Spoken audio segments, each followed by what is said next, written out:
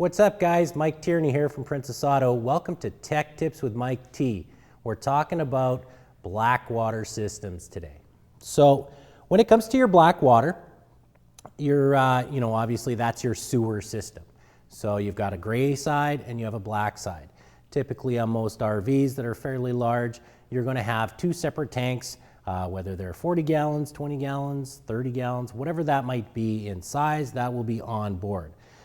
If you're boondocking it, as we call it, so that means that you're not going to be attached to any kind of campsite, you're just going out in the middle of nowhere that has no services, you're going to have to, be careful of your black water system because that can fill up fairly quick. If you're at a seasonal campground or if you're at an RV park, a lot of times they have those services that may have a septic tank that you can drain right to.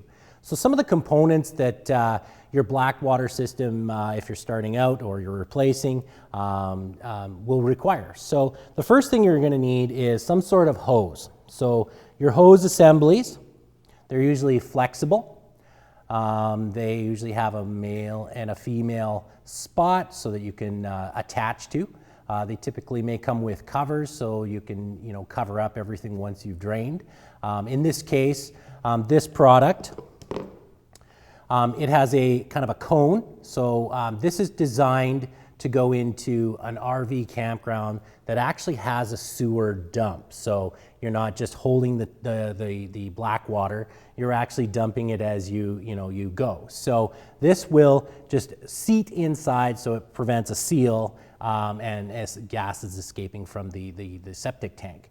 So this would be used if you're going to go, you're permanent or semi-permanent to a septic tank. Obviously they are stretchable, and you want to make sure that you've got enough length to reach those septic tanks. So we have extensions. So you've got extensions that you can attach to, to extend that reach, and they do flex quite a bit. You want to make sure that you don't get low spots in them like it is in front of me. You want to make sure that that's leveled out as much as possible so that gravity can take over and clear your lines. Again, the cap that comes with the kit is basically to prevent, once you've been using your flush system, that you can lock it up to prevent anything that might have stayed within the tube. Because it is corrugated, there are little channels that all that nasty stuff can stay in. So you can put caps in, put them in your bumper of your RV, and store them within a system.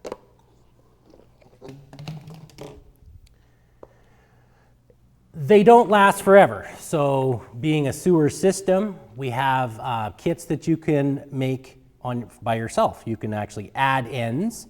You can get extensions. So you'll notice that these don't have any ends. We can utilize those by adding kits. So there's a hose barb kit.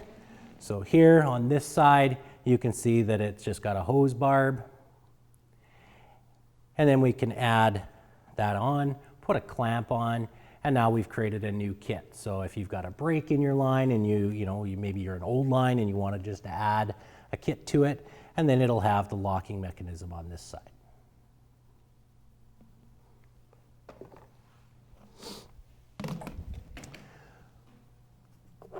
Components wear out on RVs. Sometimes when we're traveling, rocks and debris, road debris will smash apart components underneath the RV.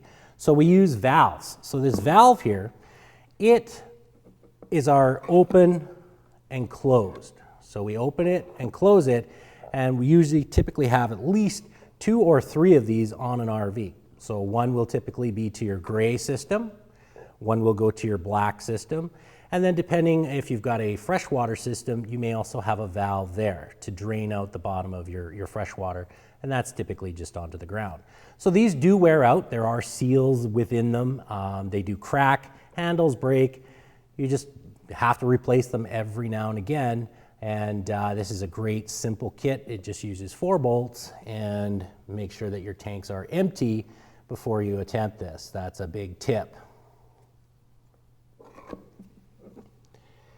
Also, when you're flushing, you want to make sure that you can see that your tanks are somewhat, mostly drained. So we also have adapters that kind of do twofold things. So this could go directly to your valve, then your lines will go to the other side.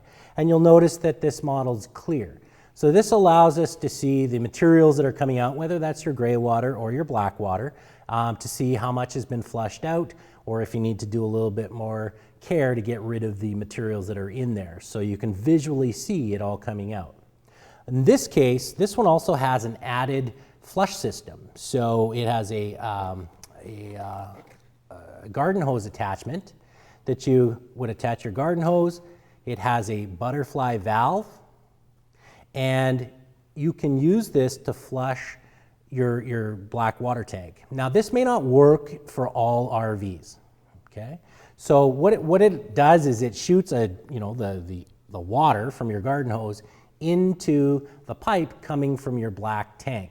Now, that comes in different forms. So it may have a turn, or it may be a straight pipe. For RVs that have a black pipe coming down from the septic tank that turns right away, it's probably not the most efficient way to flush your system out, because the water jet is not getting into the actual tank. But there are tanks out there that works really well, and it goes directly into the black tank, and you can flush the debris. What happens is, over time, you get what's called a poo pile or the poo pyramid, and that starts to build up typically right under the stack of the toilet. And that starts to build and build, and sometimes just by flushing your system, that doesn't really go anywhere. So that starts to clog sensors or creates faulty sensors on your check RV for your black tank, and that starts to build, and it starts to solidify and starts to become hard, and that's really difficult to get rid of. So systems like this can help that if you have a straight shot into the black tank. If you don't, a great way to remove that undesirable stuff is our wand flusher. So basically, it's just a plastic pipe. It has one end with a garden hose attachment and a ball valve. And on the other end, we have a nozzle. So the nozzle has 4 or 5 holes that are drilled into it. And we attach our garden hose to it, and we're able to control that within our RV. You've got to make sure that that's sealed, because you don't obviously want water leaking around your RV. That will cause damage. And what you do is you open up the lid of your toilet. Depending on your toilet design, you may have a pedestal flush or just a hand push flush. There's a flapper that opens up as you open up your toilet, and you want to make sure that that doesn't slam shut. You don't want that flapper coming into contact, because there's typically a seal, and we don't want it wearing the seal to prevent improper leakage into your toilet, or gases escaping. So you just got to make sure that you keep your toilet stack open, and then you insert that into the toilet. You turn the water on, and the jets come out. So they start spraying out. And basically you can work this around your stack. You can get down into the nitty-gritty of things, and you can start flushing some of those hardened materials, or material that didn't flush out the first time, or build up over time.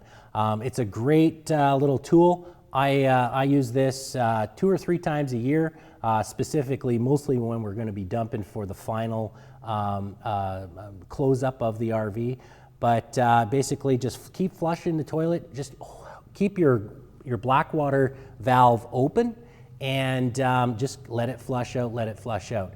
And eventually you'll start to see maybe your sensors are working properly, where it's, might have said that you were, 2/3 full, but the tank seemed to be empty. Sometimes by flushing this, it cleans off debris that sits on those sensors, and you'll actually get a better reading, or a proper reading, out of your RV monitoring system. So this is a great way. They do have other models. There are models that have a little whirly spinning unit on the end. This one is really basic. There's not a whole lot that you have to do to it. But again, make sure that when you're done, remove it, either put it in a bag, sanitize yourself, make sure that, because the undesirables can have some bacteria there that are harmful. We want to make sure that this is working for you, in the future, and you're not getting any kind of bacteria around. Clean it off, use some bleach, use some spray, basically whatever you have on hand, bag it up, and then store it for the next time. That being said, handling the septic fields, basically you want to wear nitrile gloves or gloves that are, chemical resistant gloves. You don't want to be handling this with bare hands. You want to make sure that you separate yourself from that material because of the, the diseases and the bacteria that can grow within that. Disposable gloves work really well. Some people use, chemical, gauntlet gloves, depending on how far you need to get into that stuff. But make sure that you've got a good supply of them, because anytime you're going to be, draining or handling that material in your black water, even the gray water, I would suggest, because there are times where greases build up and that you can actually get some bacteria that will grow within the grease system. And that's really that odor that you're starting to smell from your gray water. That's typically bacteria growing, and that can also be harmful while you're handling it. So to help prevent and reduce all of that, again, we have liquid odor control, bacteria cleaning. You can pour this down your gray water, and that will liquefy and help clean out the gray water system. You also have the tablets. In this case, a bag of tablets. They're pods that dissolve. You just put them down your toilet stack. Make sure you let the water drain down a little bit so that you do have some water in your system, if you've already flushed it, and that will start to dissolve. That will help chew up that bacteria. It'll actually create good bacteria to help break down the septic, the non-desirables, and it'll also help break down your toilet paper. Well, that's it for Tech Tips with Mike T. See you next time.